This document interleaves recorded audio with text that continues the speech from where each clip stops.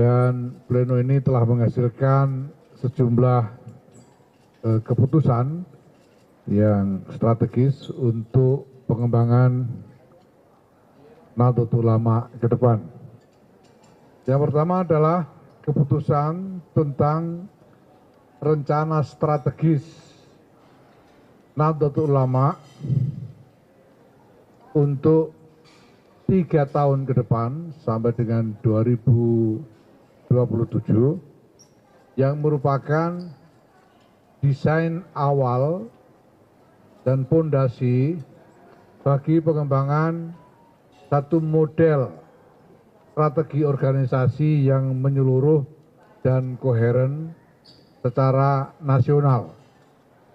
Rencana strategis ini nanti akan dijabarkan ke dalam rencana-rencana strategis di tingkat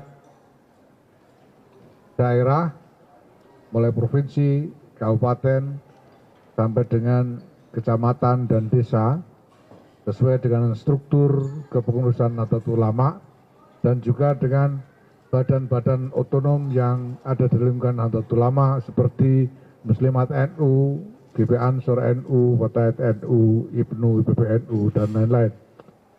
Yang kedua, telah diputuskan juga desain strategi transformasi digital NU beserta dengan model platformnya.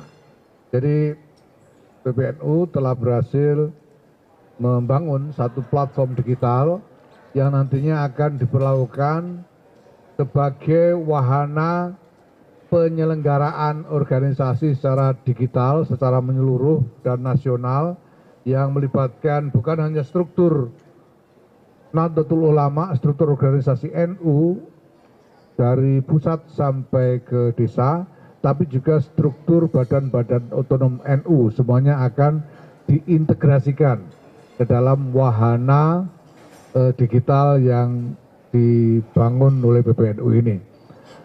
Begitu juga berbagai macam layanan yang diselenggarakan oleh Nahdlatul Ulama untuk warga dan masyarakat ini juga akan diintegrasikan ke dalam platform digital ini. Maka kami sebut platform digital ini sebagai dengan nama Digdaya NU, digitalisasi data dan layanan Nahdlatul Ulama. Kemudian yang ketiga sebagai keputusan pleno adalah desain Akademi Kepemimpinan Nasional NU yang akan menjadi satu wahana pendidikan kader pemimpin NU dengan materi, dengan kandungan kapasitas-kapasitas bukan hanya yang relevan untuk konteks kepemimpinan domestik dalam negeri saja, tapi juga relevan untuk kepemimpinan dalam konteks internasional. Dan untuk ini Nahdlatul Ulama akan bekerja dalam satu jaringan internasional yang luas, mulai dari Timur Tengah, Amerika Serikat, Eropa maupun Afrika. Dan jaringan itu sudah terbentuk dalam rentang waktu yang cukup lama sampai sekarang, dan ini akan diaktifkan untuk mendukung Akademi Kepemimpinan Nasional Nahdlatul Ulama. Akademi ini kita umumkan sekarang saat ini, tapi baru akan kita mulai tahun depan. Programnya sendiri baru akan kita mulai tahun depan, tapi kami umumkan saat ini untuk memberi kesempatan kepada kader-kader Nahdlatul Ulama mempersiapkan diri, karena kami akan menetapkan syarat keikutsertaan yang cukup tinggi standarnya, antara lain bahwa para peserta, mereka yang ingin ikut serta dalam program ini harus memiliki kecakapan berbahasa Inggris dengan TOEFL 650 dan juga diutamakan diikuti juga dengan kecakapan berbahasa Arab.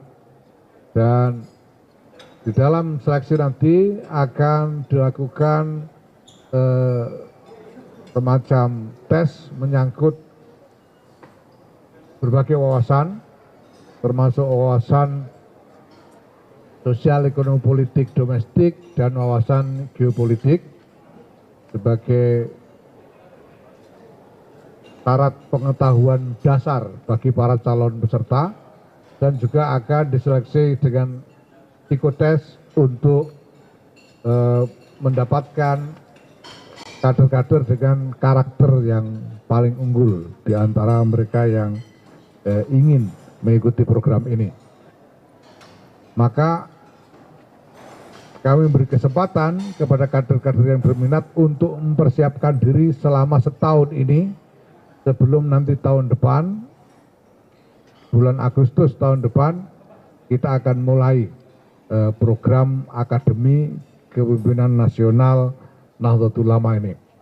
Nah, kemudian Pleno juga memutuskan sejumlah peraturan PBNU untuk meningkatkan kinerja organisasi, yaitu peraturan tentang pedoman penyelenggaraan kaderisasi, peraturan tentang pedoman penyelenggaraan konferensi atau forum-forum permusyawaratan, peraturan tentang tata cara pelantikan kepengurusan, peraturan tentang pedoman pelarangan rangkap jabatan, peraturan tentang bantuan perjalanan penugasan, dan peraturan tentang pedoman kerjasama usaha.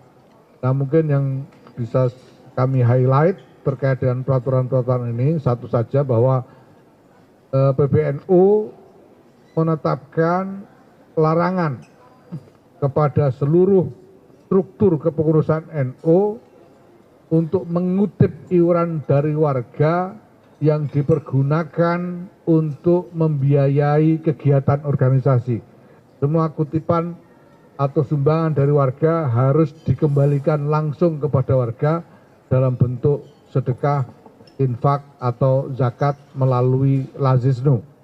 Jadi tidak boleh mengutip iuran untuk kegiatan organisasi, termasuk misalnya iuran untuk membangun gedung kantor, iuran untuk mengadakan acara ini dan itu tidak diizinkan. PBNU juga melarang kepada seluruh jajaran pengurus NU di daerah untuk memberikan honor dalam bentuk apapun kepada petugas-petugas PBNU yang dikirim untuk melaksanakan tugas-tugas organisasi. Karena dari waktu ke waktu nanti akan ada petugas-petugas PBNU yang dikirim melaksanakan tugas di daerah-daerah, dan semua pembiayaannya akan ditanggung oleh PBNU, dan jajaran pengurus di daerah dilarang memberikan apapun kepada petugas PBNU tersebut.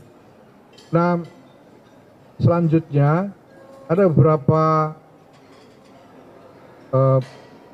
keputusan lagi yang dibuat oleh PBNU, yaitu bahwa pertama, PBNU memerintahkan kepada Lembaga Pendidikan Ma'arif dan Robito Ma'ahid Islamiyah atau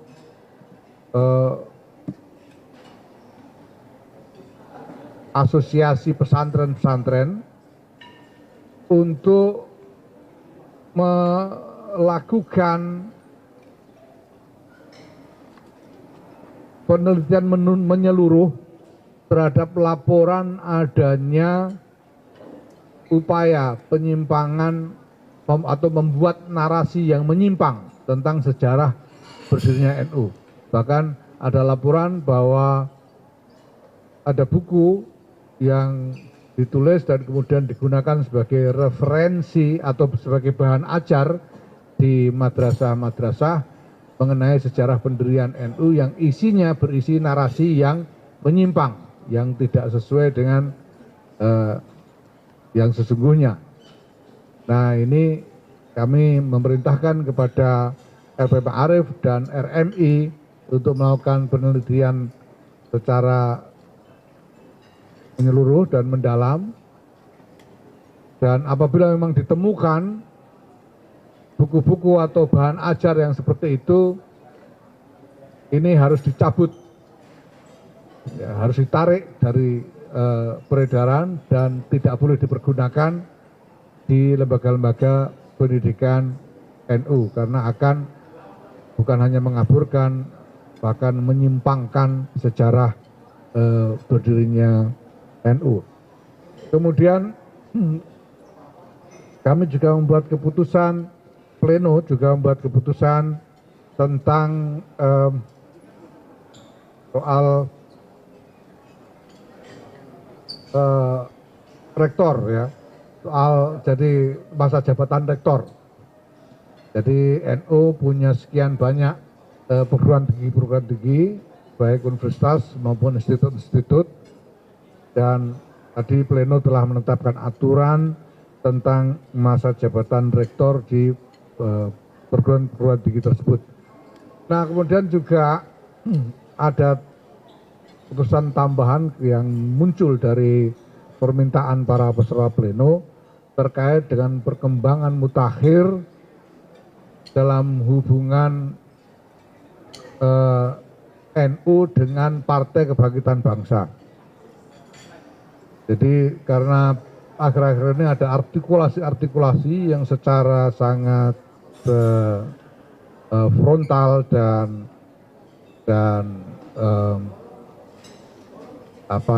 sangat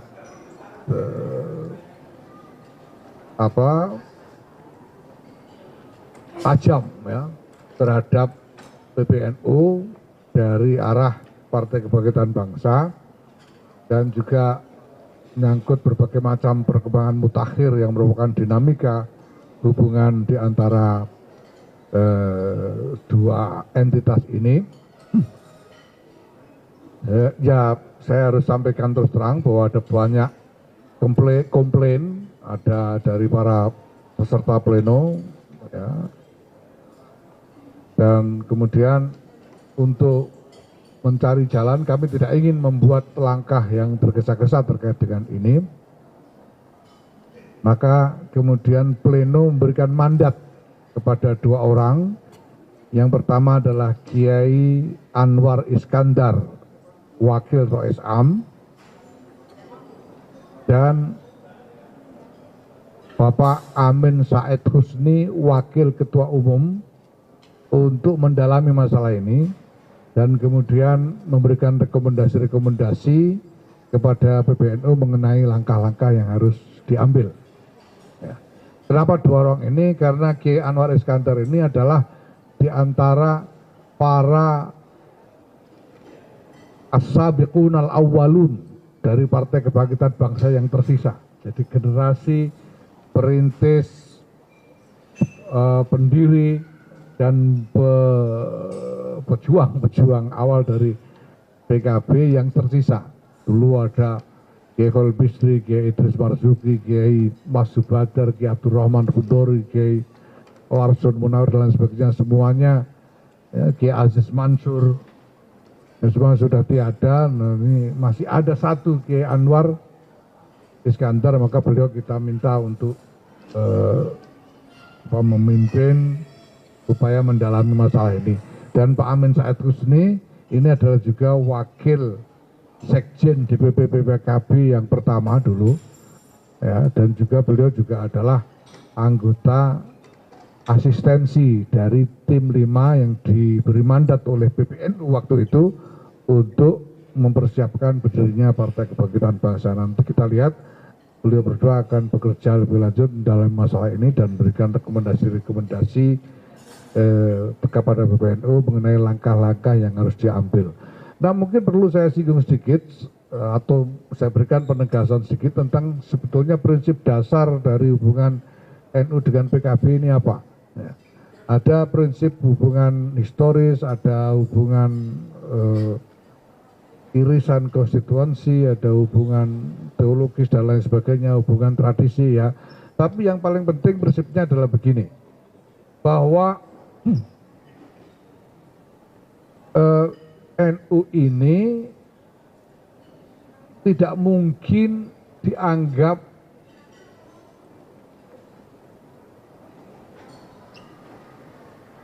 kongruen dengan PKB. NU dan PKB ini beda-beda. PKB itu tidak bisa NU hanya untuk PKB saja, itu tidak bisa. Seringkali saya singgung di mana-mana bahwa warga NU yang menjadi konstituen PKB itu tidak sampai 20%. Sementara yang lain-lain tersebar di berbagai partai yang lain. Nah, maka NU juga harus berpikir tentang hubungan dengan semua kekuatan politik yang ada, bukan hanya PKB. Ya, ini tidak berarti NU tidak mau berurusan dengan PKB atau NU berlepas diri dari PKB, tidak, tapi NU tidak mau hanya mengurusi PKB saja, kira-kira begitu. Yaitu prinsip dasarnya seperti itu, tetapi bahwa kemudian ini menimbulkan semacam sentimen negatif dari sejumlah elit PKB sehingga mereka sampai menyerang PBNU dengan berbagai macam serangan yang sangat tajam. Nah, ini menjadi persoalan bagi PBNU karena ini jadi soal lembaga, yang ya katakanlah disepelekan, direndahkan dan lain sebagainya, dan PBNU secara kelembagaan perlu mengambil sikap dan mungkin mengambil langkah-langkah terkait dengan hal ini. Demikian saya kira teman-teman para wartawan yang bisa saya sampaikan mengenai hasil pleno PBNU. Nah, silakan kalau ada pertanyaan-pertanyaan, monggo. Yang sana berdiri satu, yang ini satu, sana satu, tiga, satu, dua, tiga, yuk,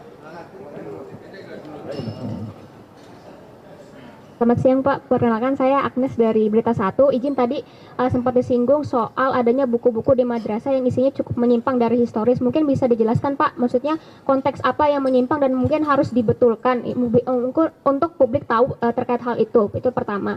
Lalu yang kedua tadi disinggung juga bahwa tahun depan akan melakukan kaderisasi kepemimpinan yang tidak hanya sifatnya nasional tapi internasional, kan target kedepannya lebih jauh. Nah, kira-kira nanti untuk penyelenggaraan tesnya dari sistem keamanannya akan seperti apa agar nanti tes yang berlangsung juga akan tepat sasaran dan mungkin tidak ada orang-orang yang mencoba curang untuk mengikuti hal tersebut. Ya, terima kasih. Terima kasih. Untuk hal yang menyimpang itu yang kami temukan dari laporan masyarakat dan warga, misalnya ada buku yang memuat tentang cerita yang menyimpang tentang proses berdirinya NU gitu. Karena yang kita sudah diketahui oleh banyak orang sebetulnya bahwa ini adalah melalui proses dialog panjang antara Kiai Hasyim Asy'ari dengan Kiai Khalil Bangkalan, dan kemudian juga dengan sejumlah kiai yang semuanya sebetulnya sudah diketahui secara pasti dengan catatan-catatan yang jelas, tapi tiba-tiba ada narasi baru dengan memasukkan cerita baru bahwa ini ada proses yang berbeda dari yang itu, kemudian memasukkan juga tokoh-tokoh baru.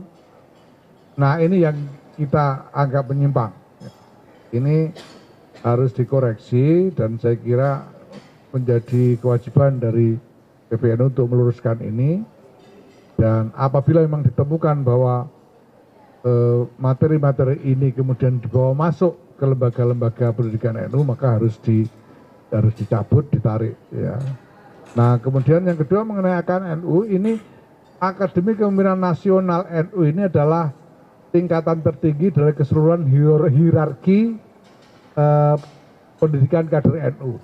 Mulai dari apa yang kami sebut PDPKP NU sebagai pengkaderan tingkat dasar, PMKNU tingkat menengah, dan tingkat tertingginya adalah Akademi Kepemimpinan Nasional NU. Maka yang bisa ikut yang sudah lulus 2 jenjang pendidikan kader yang pertama, baru bisa ikut ini, baru bisa ikut AKN NU ini dengan tambahan syarat kemampuan tadi. Mereka ini nanti kelulusan dari AKN NU ini akan menjadi syarat nanti pada waktunya untuk dapat menjadi calon-calon pemimpin NU di tingkat provinsi dan di tingkat pusat, di tingkat nasional. Nanti pada waktunya, ya kalau kita sudah bisa melatih sumber daya yang cukup. Ya. Demikian. Langsung yang kedua ini. Assalamualaikum Gus, saya Tio dari Cawapres Gus. Izin Gus, untuk apa namanya terkait dengan PKB tadi, teknis pansus itu seperti apa? Teknis pansus itu seperti apa? Terus. Memang itu lagi Oh. sebenarnya.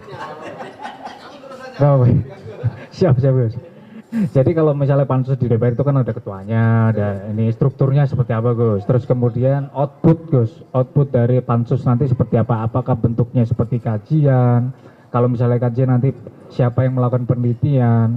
Terus kemudian apakah ada metode check and balance, ya kan? Kalau bahasanya klarifikasi metode yang lain lah, ilmiah seperti itu. Nah itu nanti siapa yang mengurusi apa namanya teknis macam itu. Nah terus kemudian terkait dengan beberapa hal yang tadi disebutkan ada kalau kita sebutnya saling sindir antara PKB dan PBNU. Nah ini kalau dilihat belakangan ini kan kontra narasinya lumayan tajam memang Gus. Nah apakah itu tidak menyulitkan justru ketika nanti pansus untuk mencoba melakukan dialog misalnya, apakah justru akan memperlebar jarak itu? Itu yang kedua Gus. Nah terus kemudian Gus, terkait dengan tadi kan disebutkan siapa saja yang mengusulkan gitu kan Gus. Nah mungkin bisa disebutkan gitu Gus, siapa saja biar kita juga semakin paham bahwa ini misalnya dari rapat pleno ada beberapa orang yang mengusulkan, terus kemudian ada beberapa orang yang tidak mengusulkan, misalnya seperti itu Gus.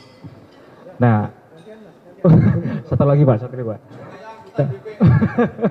Ya, dia sudah berfungsi sebagai pansus ini. Ya seperti dulu Gus. Makasih Gus. Assalamualaikum warahmatullahi wabarakatuh. Makasih. Iya, oke, pertama saya perlu klarifikasi ya, pansus itu kan usulannya sekjen, pansus itu usulan. Dan keputusannya bukan membentuk pansus, bukan. Nanti saya ulangi lagi, saya tegaskan lagi ya, bukan membentuk pansus. Nah, tapi pertanyaan yang mengusulkan siapa itu nanti, itu tadi kalau kita turuti, itu bisa nggak selesai sampai nanti malam, karena semua orang ngacung dan artikulasinya sama, karena memang suasananya ya, Anda bisa pahami lah. Ketika kemudian secara kelembagaan ya PBNU diterang dengan seperti itu, tentu semuanya ingin bereaksi. Nah, yang diputuskan adalah mandat kepada Kiai Anwar Iskandar dan Kiai Amin Said Husni untuk melakukan pendalaman kepada masalah ini dan selanjutnya memberikan rekomendasi kepada PBNU mengenai langkah-langkah yang perlu diambil. Itu keputusannya. Ya. Nah nanti seperti apa ya kita serahkan proses beliau berdua nanti kan dalam waktu tertentu akan melakukan kajian ya, yang lain bisa memberi masukan dan nanti akan ada rekomendasi yang akan dibicarakan kembali di dalam rapat PBNU berikutnya. Jadi seperti itu. Apakah mereka akan melakukan klarifikasi? Mungkin. Apakah mereka akan bertindak begini atau begitu? Ya kalau itu berupa tindakan atas nama PBNU belum. Nanti mereka akan memberi rekomendasi kepada PBNU untuk membuat langkah apa. Nah kemudian soal sanksi-sanksi ya kita belum ada kan, kalau sanksi itu kepada anggota, kalau sanksi perorangan ya. Kalau sanksi kelembagaan ya kita belum tahu apa yang mungkin bisa dilakukan nanti ya. Yang penting sekarang bahwa mandat sudah diberikan penuh kepada Kiai Anwar Iskandar dan Kiai Amin Said Husni untuk melakukan pendalaman terhadap masalah-masalah ini ya. Dan dalam proses mereka akan terus berkomunikasi khususnya dengan Rois Am, Kiai Miftahul Ahyar, dan saya sendiri sebagai ketua umum, gitu ya. Satu lagi tadi mana? Assalamualaikum, selamat siang. Oh, deadline tidak ada, tapi ya tidak diputuskan secara jelas. Tapi semua orang, termasuk beliau berdua, memahami sensitivitas dan urgensi dari masalah ini, sehingga pekerjaan akan dilakukan secara intens dan cepat sudah ini. Silakan satu lagi. Assalamualaikum, selamat siang Gus. Saya Teddy dari CNN Indonesia TV. Tadi sebenarnya mau nanya juga soal pansus, tapi sudah diborong diwakili oleh teman Jawa Pos. Terima kasih sudah diwakilkan. Gus, ini mau nanya. Tadi kan sempat dilontarkan kalimat nggak mau ngurusi PKB lagi. Ini kalau ada yang bilang ini sudah nggak sejalan, tanggapannya bagaimana? Terus apakah statement itu juga keluar karena ini ada kaitannya dengan pemilu? Terus ada lagi yang nitip pertanyaan, ini ada beberapa teman soal tadi statement PKB dianggap melenceng, terus soal tambang juga tadi. Tambang gimana? Apa pertanyaan tambang? Ya udah, apa pertanyaan? Apakah masuk juga dalam pembahasan rapat pleno soal tambang, izin tambang? Oke. Pertama, terima kasih Gus. Baik. Pertama soal PKB ya. Soal PKB ini concern NU yang paling mendasar itu soal warga. Karena jelas ada banyak warga NU yang menjadi konstituen PKB. Nah, tapi juga banyak warga NU yang tersebar di partai-partai yang lain. Maka yang kami tolak adalah klaim eksklusif PKB terhadap NU gitu. Itu yang kami tidak bisa. Ya nanti gimana warga yang ada di Golkar, PDI, Gerindra dan lain-lain itu warga NU juga, masa mau nggak kita akui, kan kita tidak bisa paksa juga mereka untuk ikut PKB gitu. Jadi NU, PKB tidak punya klaim eksklusif atas NU gitu. Itu. Nah, sehingga ya tidak bisa juga misalnya PKB menyalah-nyalahkan keputusan di kelembagaan yang dibuat oleh NU. Apakah ini ada kaitannya dengan pemilu? Ya mungkin dalam persepsi mereka begitu. Tapi ya kan tidak bisa lalu NU secara kelembagaan atau PBNU secara kelembagaan dikait-kaitkan dengan itu gitu. Ya bahasa saya kalah-kalahnya sendiri kok nyalahkan orang gitu loh. Jadi ya ini silahkan saja, tapi persoalannya kan kemudian serangan ditujukan kepada lembaga. Gitu. Padahal ya jelas bahwa PKB tidak punya otoritas apapun dalam pengambilan keputusan di lingkungan kelembagaan NU kan gitu. Kami punya mekanisme, kami punya macam-macam. Bukan berarti kami tidak mau ngurus PKB loh ya. Bukan berarti itu. Karena kami tahu banyak warga NU ada di sana yang memang harus kami perhatikan juga.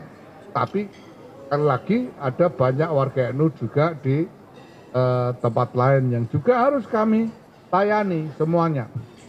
Nah, ini kemudian tentang tambang sudah ada tidak dibicarakan di pleno karena sudah dibicarakan dan diputuskan dalam rapat sebelumnya bahwa NU menerima tawaran pemerintah tentang tambang ini dan akan segera mengajukan setelah kemarin kami diberitahu bahwa perpres tentang hal ini sudah diselesaikan, ditandatangani oleh Presiden, kami segera mengurus izin untuk bisa mendapatkan izin penambangan itu.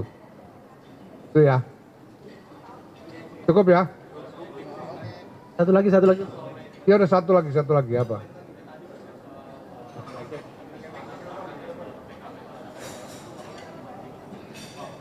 Ya misalnya kemarin ada pernyataan yang menghakimi bahwa keputusan PBNU tentang PWNU Jawa Timur tidak bisa dibenarkan dan mereka tidak bisa terima, dan bahwa mereka akan buatkan SK sendiri untuk pengurus PNU Jawa Timur. Ini kan masalah. Ini organisasi yang terpisah gitu ya. Jadi kemarin kan memang PBNU memberhentikan ketua PWNU Jawa Timur. Ya, itu mekanisme kami sendiri internal NU gitu kan. Kan tidak bisa lalu PBNU menyala-nyalakan kemudian mau membuat SK PWNU Jawa Timur sendiri, kan tidak bisa gitu. Nah ini tentu masalah. Nah, kita harus menyikapi, tapi kita juga tahu, kita paham lah ada kepentingan politik di situ, ada apa namanya agenda-agenda politik di situ, kami paham. Maka kami juga tidak mau melangkah tergesa-gesa. Gitu. Kami kan tidak mau ikut-ikutan jadi kayak anak kecil begitu kan. Jadi kita ingin melangkah dengan seksama dalam soal ini. Gus, Gus terakhir mau nanya, ini yang tadi saya tangkap juga kan dari Gus juga penjelasannya sempat menyinggung dari pengurus PKB zaman dulunya itu kan banyak yang orang-orang NU gitu ya. Banyak yang orang-orang NU. Apakah muaranya dari penugasan di acara rapat pleno ini mengembalikan PKB di bawah naungan NU? Apakah mungkin bisa seperti itu gitu Gus? Sama yang kedua nih isu lainnya Gus terkait dengan pansus haji yang ramai sekarang di DPR, yang ramai di mana-mana. Mungkin tanggapan PBNU terkait hal itu, pembentukan pansus haji oleh DPR itu bagaimana? Terima kasih. Ya, pertama soal PKB tadi ya yang jelas sekarang realitasnya ada masalah seperti ini. Kalau asal usulnya PKB dulu didirikan oleh struktur PBNU resmi, itu ada pakai SK tim untuk mendirikan dan lain sebagainya dulu waktu itu ya. Waktu itu resmi. Nah, apakah nanti mau dikembalikan jadi organnya NU misalnya? Ya kita belum tahu gitu, soal aspirasi, soal komunikasi dan lain sebagainya toh. Ya, ini masih sangat awal sekali, kita lihat nanti gitu. Nah, yang penting sekarang PBNU sudah memberikan mandat kepada 2 orang tadi untuk bekerja. Nah, dan ini akan segera secara intensif dilakukan tugas-tugasnya. Nah, kita ikuti karena ini akan sangat dinamis, ya, akan sangat dinamis. Makanya kalau ditanya deadline, ya kita tidak bisa menyebut dengan pasti. Jangan-jangan besok sudah selesai masalahnya gitu. Kita ini dinamis sekali urusan begini nih gitu. Tidak bisa diukur dengan jelas sejak awal. Nah, kemudian soal pansus ya. Pansus haji ya, pansus haji. Nah, itu ini yang kemudian menimbulkan pertanyaan kepada kita. Pansus haji kemudian nyerang NU, jangan-jangan ini masalah pribadi ini, jangan-jangan gitu loh. Jangan-jangan gara-gara menterinya adik saya misalnya gitu, itu kan masalah ini. Itu jangan-jangan karena dia sebetulnya yang diincar PBNU, ketua umumnya kebetulan saya, menterinya adik saya, lalu diincar karena masalah-masalah alasan pribadi begini. Nanti kita lihat aja bagaimana kelanjutannya ya. Sejauh ini sih ya kita juga bengong juga, ada apa sih kok tiba-tiba pansus gitu, kita masih belum.